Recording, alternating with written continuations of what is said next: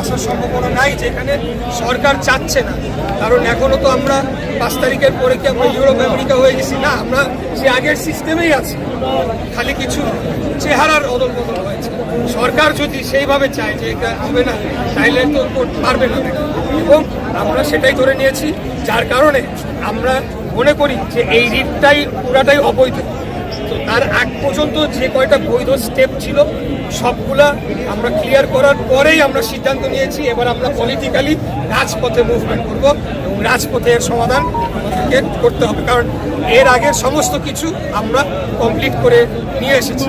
এখন যদি যে রিট নিয়ে আলোচনা হচ্ছে, এই রিটটার বৈধতাই নেই, এটা আমাদের আইনজীবীরা বলেছে। তো এটার আবার রায় নিয়ে আমরা কি বলেন, আদালতের বিচারাধীন বিষয় নিয়ে মন্তব্য করা সেন্সিটিভ।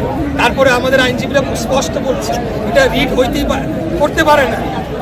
জনস্বার্থে যে রিট করা হয়েছে সে তো অ্যাগ্রিভড পার্টি না। দ্বিতীয় যমুনা রে যমুনা